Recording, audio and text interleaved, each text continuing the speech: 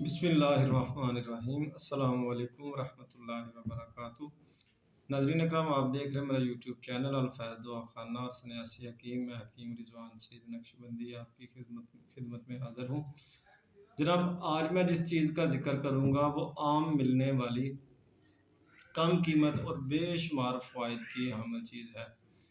इस चीज़ को उर्फ़े आम में दालचीनी भी कहा जाता है, मगर करफ़ा और सिनेमन बार्क भी इस ही के दो नाम हैं। खुशबू और रंगत के लिहाज से और शक्ल सूरत के लिहाज से ये लकड़ी नुमा होती है, क्योंकि ये एक दरख्त की खुशबूदार छाल है। मज़ा इसका शीरीं, तलख़ और खुशबूदार होता है। मजाज के लिहाज से अगर इसको देखा जाए तो ये गर्म खुश्क बदरजा सोयम होती है।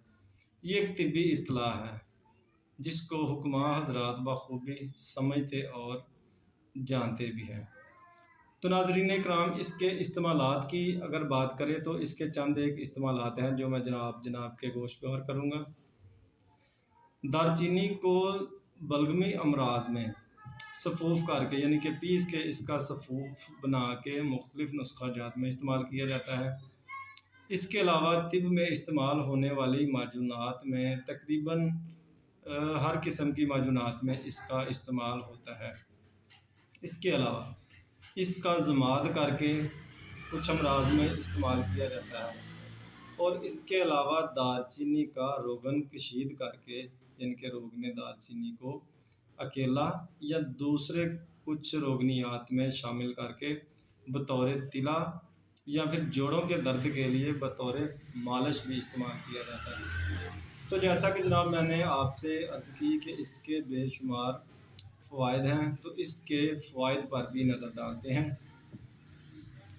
दालचीनी इंसानी जिस्म में ब्लड प्रेशर को कंट्रोल करने का काम करती है, शुगर को कंट्रोल करती है, क़ुव्वत मुदाफ़त को बढ़ाती है, क़ुव्वत हाफ़ज़ा को बेहतर करती है, बढ़ाती है।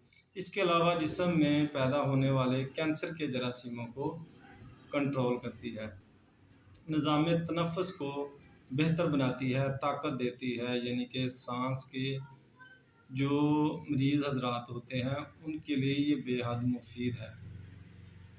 इसके अलावा खुदा न खास्ता अगर किसी को भीड़ बिच्छू वगैरह या इस किस्म की कोई चीज़ काट जाए तो जिस्म में जहर की वजह से होने वाली सोज़श पर इसका ज़माद करने से सोज़श को रफ़ा करती है। ज़माद लफ्ज़ जो मैं इस्तेमाल कर रहा हूँ, इसका मैं आपको बता दूँ कि ज़माद ये चीज़ होती है कि दालचीनी को बारीक करके पीसा जाए, इसका सफ़ूफ़ बना लिया जाए, फिर इसमें थोड़ा सा पानी डाल के इसको अगर मज़ीद रगड़ लिया जाए तो वो लेप नुमा चीज़ बन जाती है, तो इसको ज़माद कहते हैं।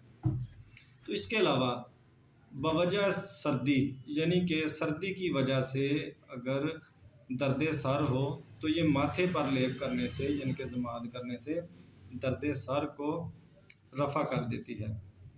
इसके अलावा जनाब चंद एक और फ़वाइद मैं आपसे अर्ज़ करूँ तो ये मर्दाना मसाइल के लिए भी मुफीद है, यानी कि मर्द हज़रात में ये मर्दाना मसाइल को कंट्रोल करती है, और औरतों को ये हैज़ के मसाइल के लिए फ़ायदा देती है।